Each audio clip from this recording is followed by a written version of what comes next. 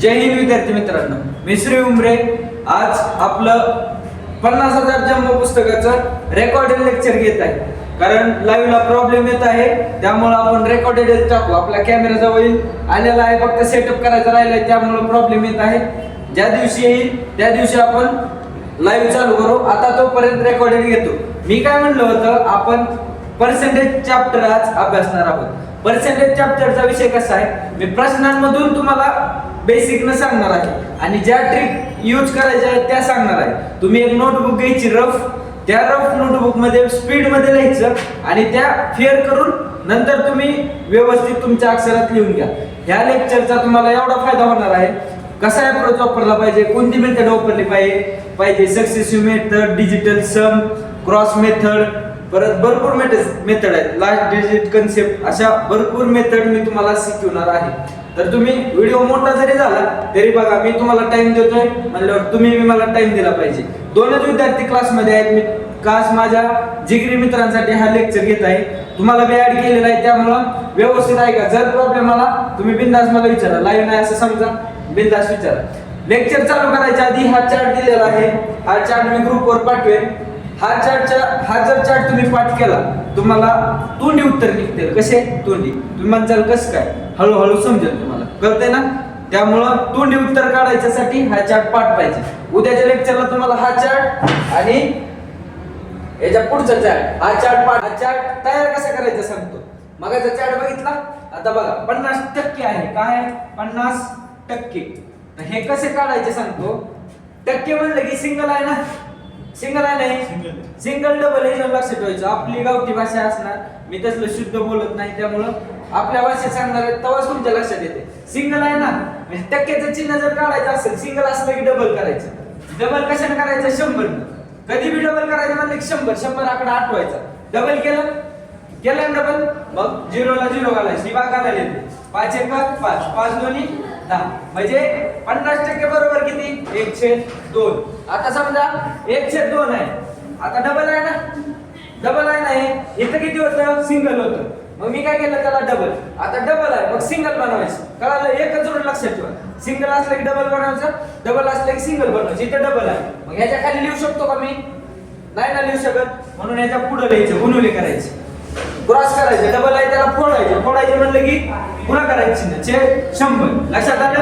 2×5 10 आणि 0 म्हणजे किती आलं? 50%. मग हा चार्ट काढायला तुम्हाला अवघड जातं. मी अजून एक चार्ट घेतो. हे बघा, 1/4 डबल आहे ना, मग याला फोडावं लागेल. काय करणार मी? बोला, काय करायचं? फोडायचं, गुणुले 100 घ्यायचं. 4 2 8, 4 5 20, म्हणजे किती आलं? 25%. जर 25% असेल, 25% सिंगल आहे ना, ह्याला डबल करायचं. 25 डबल करायचं म्हणजे खाली 25 1 25 25 चौक 100 1/4 म्हणजे 1/4. आलं का लक्षात? समजलं? मी एकदम बेसिक न सांगत आहे, तुम्ही लक्षात ठेवा. ह्याला करायला आपल्याला वेळ जातो, त्यामुळे तुम्ही हा चार्ट पाठ करा. लक्षात येते? 1/1 बरोबर 100, 2 1/2 बरोबर 50, 1/3 बरोबर 33.1, 1/3% येते. 33 ही कट करा, 1/3. हे बी बरोबर आहे, परंतु आपल्याला अशा मेथडने सोडवायचं. परत 1/4 बरोबर 25, 1/5 बरोबर 20. हे काढायचं सांगितलं ना. डबल असलं की गुणुले 100 करायचं आणि सिंगल असलं की, आता हे सिंगल आहे. तर आपण चालू करणार आहोत टाईप वाईज. आता पहिल्या पेजवर काय दिलेलं आहे, पीडीएफ वर कंबाईन प्रश्न आहेत, कॉम्बो प्रश्न आहेत, जे जास्त वेळेस आलेले आहेत. परंतु मी काय म्हणलं तुम्हाला, टाईप वाईज शिकवणार आहे. त्यामुळे टाईप 2 पेज नंबर किती? Type 2 page number 350. इथून आपण चालू करणार आहोत. तुमचं सगळं बुक सोल्युशन घेणार आहे. परत माझ्या पद्धतीने घ्या, तुम्हाला अजून चांगलं समजेल. तर आपण काय करणार आहोत, पॉइंट काय आहे आपला, शेकडेवारी दिली असता प्राप्त घटक काढणे, म्हणजे शेकडेवारीहून उत्तर काढायचं. लक्षात येते का? तर इथं काय दिलंय, नाना पाटलांच्या शेतात धान्याची 300 पोती आहेत. त्यापैकी 35% पोती गहू, 20% पोती ज्वारी, 15% पोती तूर आहे. तर उर्वरित पोती ही सोयाबीनची आहे. तर शेतात सोयाबीनची पोते किती? आता काय म्हणले, उर्वरित पोते, ह्यांची बेरीज केली आणि 100 मधून मायनस केलं तर काय येणार आपल्याला? सोयाबीनची पोती. लक्षात येते? 3 घटक दिलेले आहेत. चौथा घटक कशातून काढणार आपण? 100%. आणि शेकडा याचा अर्थ काय असतो? 100. बेस आपण 100 मानतो, त्यामुळे याची बेरीज किती येते? 70 येते. बघा, 35 20 15 याची बेरीज किती येते? 70. मग मी काय म्हणलं 100 मधून मायनस करायचे. 100 मधून जर मायनस केले किती येते? 30 येते. 30%. म्हणजे आपल्याला सरळ सरळ काय काढायचे? 30% काढायचे. फक्त त्यांनी फिरवलं आहे. 30% काढायचे कशाचे? 500चे, 300चे. 3 त्रिक डायरेक्ट काय करायचं? शून्य वगैरे काहीच बघायचं नाही. डायरेक्ट टक्के आहे ना काहीच करायचं नाही. बघायचं आधी इथे काय दिलंय. आता कसं काढणार आपण? 300 गुणुले 30/100. ही काहीच लिहायची गरज नाही. डायरेक्ट काय बघायचं? 30% काढायचे. कितीचे? 300चे. म्हणजे एकक स्थानी आहे. म्हणजे इथे किती अंक आहेत? 3. इथे किती आहे? 3. 3 त्रिक 9. म्हणजे येणार उत्तर 9 असेल. 9च्या पुढे काही बी येऊ द्या. 0 0 येऊ द्या किंवा 9 येऊ द्या. इथे किती आहे? 9 येणार. इथे किती आहे? 6. येत आहे का? नाही. इथे किती आहे? 105. नाही. इथे किती आहे? 12. नाही. इथे किती आहे? 90. आता तुम्हाला एक प्रश्न सोपा वाटत असेल. पुढचे प्रश्न असेच काढणार आहे. त्यामुळं लक्ष द्या. कळलं आपा? तुम्ही काय करणार? 30%. मग 300चे 30% काढत बसणार. काहीच करायचं नाही. ही काहीच मेथड वापरायची नाही. 300 आहे इथं 30% काढायचे. एक ही लेटर घ्यायचं, ही लेटर घ्यायचं. 0 0 कटत असते. ती काहीच बघू नका. 3 त्रिक 9. येणार उत्तर 9. एकक अंक इथला अंक किती असेल? 9च्या पुढे काही असेल. एकक अंक कसा आहे ना? लक्षात आलं? चला तरी प्रश्न झाला. पुढचा घेऊ. एका व्यक्तीचा पगार 5,000 नाही 57,850 रुपये आहे. त्याच्या पगारात 20% वाढ झाली तर त्याचा नवीन पगारात किती टक्के? आता 20% वाढ झाली. 20% म्हणजे काय असते? काय असते 20% म्हणजे 1/5 असते. 20% म्हणजे 4/5 करायचं. 1/5 वाढ झाली ना. 5 वर किती झाली? 6 झाली. 5 वर किती झाली? 6. मग 5 बरोबर किती दिले नाही त्यांनी? 5 बरोबर व्यक्तीचा पगार बेसिक दिला ना. 5 बरोबर 57,850. 6 बरोबर किती? असं उत्तर काढायचं. काय काढायचं? 6 बरोबर किती? मग ह्याला गुणायचे. ह्याला गुणलं तर किती उत्तर येईल तुमचं? ऑप्शन नंबर 1 काढून बघा. आता तुम्हाला बेसिक मेथड वापरून देईल. 5 1 5 5 1 5 असं तुम्ही काढू शकताय. ज्या टिप मध्ये घेत नाही तुम्हाला बेसिक मेथड सांगेल. आता ह्याचा शॉर्टकट ट्रिक काय वापरायचा? ऐका. ह्याचा शॉर्टकट मेथड अजून सांगतो. 20% वाढ झाली ना. डायरेक्ट 57,850 चे 120%. 20% वाढ म्हणजे 100 वर 20 असं काढणार ना. 0 0चा विचार करायचा नाही. इथे किती येणार? 12 पंच 60. किती येणार? 0. इथं 2 0 कटले आहे का? 1 कटला. आता आलं 12 पंच 60. किती शून्य यायला पाहिजे तुम्हाला? शेवट 12 पंच 60 म्हणजे शेवट एकच शून्य यायला पाहिजे. लक्षात येते का? 12 पंच 60. बघा अजून हातच्याला 6 पर्याटी 96 6 12 म्हणजे 112. 2 येते. लक्षात येते का? 2. ह्या 2 डिजिट काढल्यावर तुम्हाला उत्तर निघालं ना. उत्तर किती येते? 1 नंबर. मी डायरेक्ट सांगितलं तुम्हाला. मी काय केलं? 57,850 घेतलं. त्याचे 120 चे 100 केले.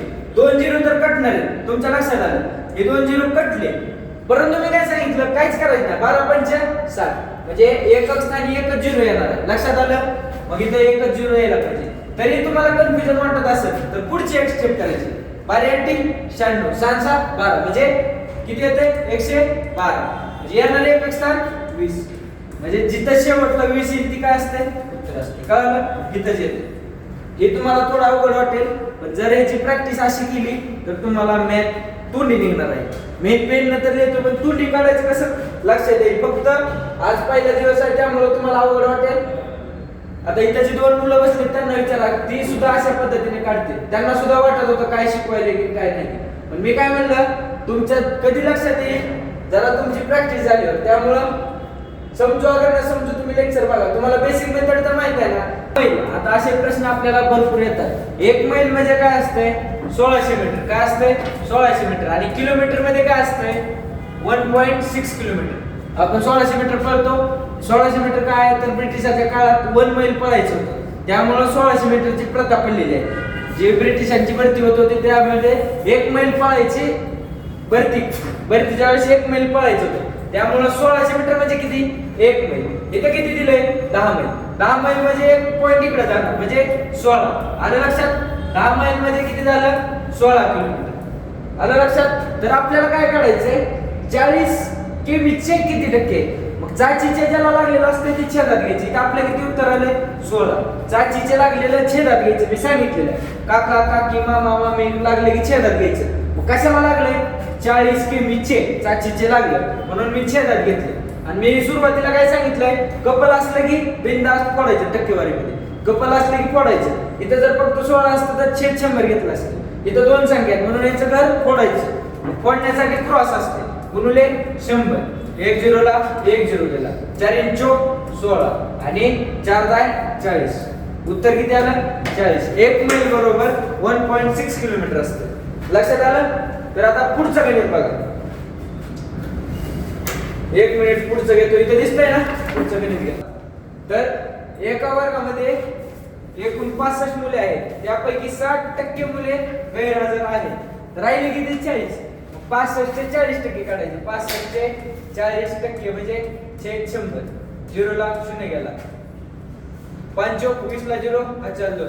6 चौक 24 25 26 आणि 1 स्क्वेअर आहे म्हणून इथं 10 आहे. 1 ला 1 कटलं म्हणजे किती आलं उत्तर? 26. कळालं? याची बी बेसिक मेथड आहे. ज्या संख्येला 6 आणि 5 4 भाग जाईल ती उत्तर येते. बघा तिथं कसं येते. 6 चौक 24 नाही पॉइंट मध्ये येते ना. ओके जाऊ द्या. ही बेसिक तर कळालं ना तुम्हाला? तर घ्या पुढचं. 150 चा शेकडा 60